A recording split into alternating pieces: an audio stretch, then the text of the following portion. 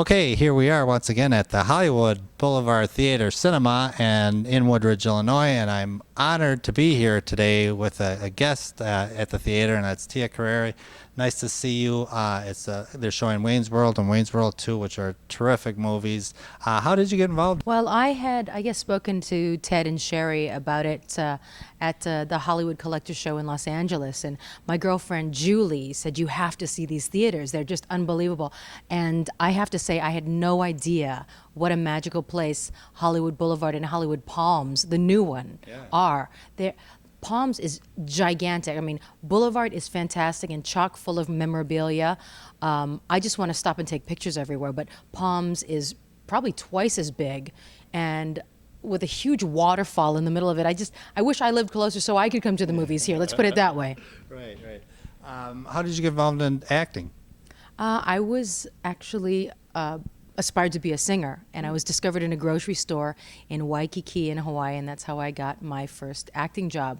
A producer's mother and father approached me and said that their son was looking for the female lead in his movie, and that's how I got my first job, by accident. Now, the Wayne's World, how did that all come about? Well, I mean, that was just a regular. I had been living in Los Angeles, and I had done a soap opera, General Hospital, and my agent said that there was a role in this movie called Wayne's World, which I knew was a skit from Saturday Night Live. And they were looking for an Asian girl that could sing rock and roll, right in my age range. And I said, "This will be mine. Oh yes, this will be mine." And I went in, and it was amazing. I just knew that this was my part. It seems such a fun movie. Was it fun on the set making it? It was a really fast shoot. It was Paramount Pictures, very low budget for the studio. It was probably $12–15 million budget. Studios usually make movies that are $30–40 million. So this was a very quick 35-day shoot, very short, very fast. Nobody knew what they had. And then next thing you know, it's raked in $250 million. Yeah, it was an unbelievable phenomenon. I think Wayne's World is sort of the Rocky Horror Picture Show of our day. People memorize the words and sing the lyrics to the songs. And I would say I'm not worthy, but I'm sure you've heard it about a gazillion times, so I won't go there. I'd rather you say I'm not worthy than swing anywhere in my direction. Okay. And then there was the sequel too, and it's centered around your character. That must have been an honor for them to write your part. Oh, I don't know if it's centered around my character. I mean, Kim Basinger was in it, and Drew Barrymore was in it, Kevin Pollak. I think it was a lot of stuff that they threw into part two, and I think at the heart of it was Wayne and Garth, and their respective dream girls. It was I think we got a little out there, and it I don't know, maybe it just didn't strike a chord with the viewers as much, but it's hard to say. I mean, it's very, very rare that a sequel is anywhere near the original. Aliens being the notable exception because Jim Cameron did it. Yeah, right. And how was it working with Mike Myers and Dana Carvey on the film? Oh, it was wonderful. Great comic geniuses. I just recently saw Dana at the opening of John Lovitz's comedy club in Los Angeles, and that was great. That was Old Home Week, and I've seen Mike at a few different events. And actually, most notably, I was sitting at a cafe in Toronto when he walked past, and it was so random. He's like, "Hey," I was like, "Mike, what are you doing here?" He said, "I'm from here. Where are you? What are you doing here?" Mm-hmm. So that was kind of cool. So we always happen to see each other, from time to time. Yeah.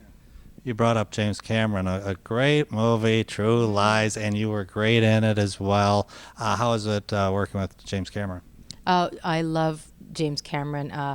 He and Arnold Schwarzenegger were on set all the time. I mean, you would say, "Oh gosh, I'm so tired. I just want to go and stay in my trailer or whatever." But these two guys are on the set all day long, every single day for about a year, and you just think to yourself, far be it from me to be the wuss that wimps out at the 18th hour.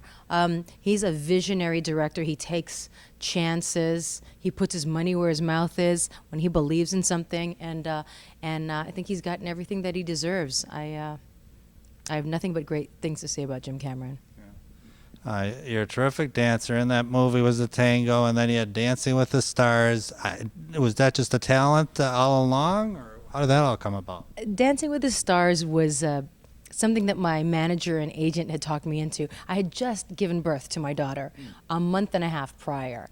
And I don't know, maybe they were worried I wasn't going to lose the baby weight or something, but I went on that show, and it was one of the hardest things I ever had to do. Harder than pregnancy, harder than childbirth. It was hard. It was very hard.